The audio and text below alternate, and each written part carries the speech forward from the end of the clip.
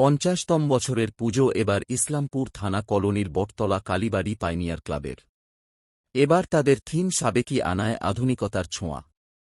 পূজা উদ্যোক্তারা জানান ধান, লক্ষ্মীর গাছকৌঠা, শাখা, আয়না, চামর, নামাবলী, তীরকাঠি, শঙ্খ, কোষাকশি, গামছা দিয়ে তৈরি হচ্ছে মণ্ডপসজ্জা, রয়েছে চন্দননগরের আলোকসজ্জা, রয়েছে আরও চমক। সুদূর কলকাতার শিল্পীরা এই মণ্ডপসজ্জা করছেন। মণ্ডপসজ্জার সঙ্গে জড়িত সুরজিৎ পাল জানান, পুজোতে যেসব জিনিস প্রয়োজন পুজো করতে, সেই সব জিনিস দিয়েই এবারের এই মণ্ডপসজ্জা তৈরি করা হচ্ছে। তারা বলছেন, দর্শকদের মন করবে এই প্যান্ডেল। পুজো সেক্রেটারি সুমিত দে জানান, প্যান্ডেল বিভিন্ন পুজোর সামগ্রী দিয়ে তৈরি করা হচ্ছে।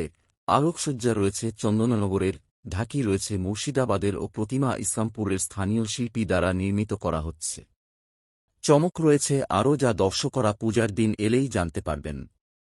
তবে তারা বলছেন, দর্শকরা যাতে নির্বিঘ্নে প্রতিমা দর্শন, প্যান্ডেল দর্শন, আলোকসজ্জা দর্শন করতে পারেন, তার জন্য ভলেন্টিয়ার থাকবে প্রশাসনের নির্দেশ মতো।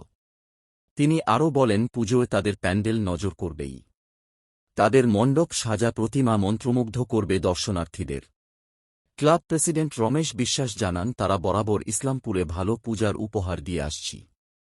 আমরা চাই দর্শনার্থীরা যাতে ভালোমতো পূজা দেখতে পারেন এবং মণ্ডপ দর্শন করতে পারেন।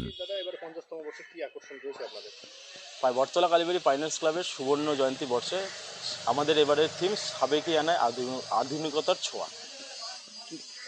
কি করতে চাইছেন আপনারা, যদি একটু বলেন। এখানে আপনি দেখতে পাচ্ছেন যে মানে ঠাকুরের যাবতীয় সরঞ্জাম, যেমন চাঁদমালা, কাঁসাকুশি, শঙ্খ, সুপারি, আয়না, তারপর রামাবলী, এই তারপর কাঠ, চন্দন কাঠ, তারপর এইসব জাতীয় মানে যাবতীয় জিনিস দিয়ে আমাদের এবার প্যান্ডেলটা তৈরি হচ্ছে। দর্শক মনে কতটা কাটবে আশা করি এবছর যা আমরা পরিকল্পনা রয়েছে, দর্শকদের মনে পুরো একদম মানে দর্শকদের থেকে পুরো সাড়া পাবো আমরা। প্রত্যেকবারে একটা সেরা তালিকা দেখা যায় পাইনার্স ক্লাবকে, এবার কি সেরা তালিকা থাকবে? হ্যাঁ, একদম। এবছর যা আমাদের পুজোর আয়োজন করা হয়েছে, অবশ্যই সেরা তালিকায় আমরাও থাকবো। এবার বাজেট কি রয়েছে আমাদের 15 লক্ষ টাকা বাজেট রয়েছে। প্রতিমা কোথা থেকে? প্রতিমা আমাদের লোকাল মৃৎশিল্পী জগদীশ হালদার, আমাদের পাড়ারই। প্রত্যেকবারই একটা ব্যাপক সংখ্যক ভিড় লক্ষ্য করা যায় পাইনার্স ক্লাবকে, এবার কি কতটা ভিড় হবে কি আপনাদের? আশা করি প্রতিবারের থেকে এবছর আরও উপচে পড়বে ভিড়। আর তার জন্য আমরা যথেষ্ট, প্রশাসন আমাদের গাইডলাইন যেটা দিয়েছে, মোটামুটি আমাদের 50 জন ভলেন্টিয়ার অলরেডি, মানুষের যাতে পুজোর দেখতে অসুবিধা না হয় আমাদের পুজো মণ্ডপে বা প্রাঙ্গণে, তার জন্য আমরা পুরোপুরি একদম ব্যবস্থা করে অলরেডি রেখেছি। এই প্যান্ডেলে একটা বিশেষ চমক, তার পাশাপাশি আর কি চমক? আমাদের এখানে চন্দননগর থেকে লাইটিং রয়েছে, তাছাড়াও রয়েছে মুর্শিদাবাদের ঢাক। এছাড়াও এই রাস্তাটা দেখতে পাচ্ছেন সামনে যে আমাদের পুজো মণ্ডপ, এখানে একটা বিশেষ চমক রয়েছে, সেটা আমরা এখন বলছি না, সেটা পুজোতে আসলে আপনারা দেখতে পাবেন। আমার নাম সুমিত দে, আমি এখানকার পূজা কমিটির সেক্রেটারি।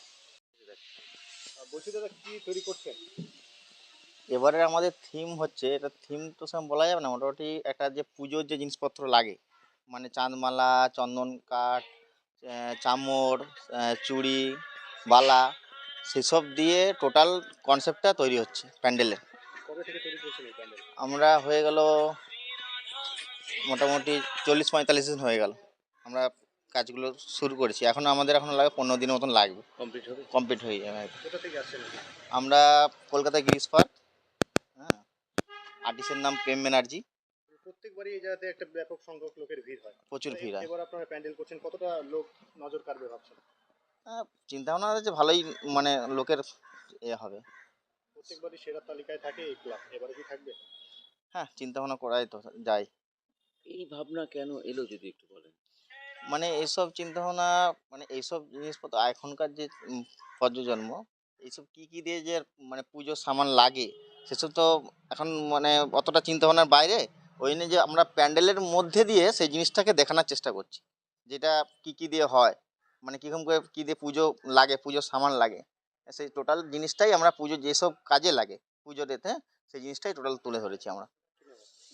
সুরজিৎ পাল।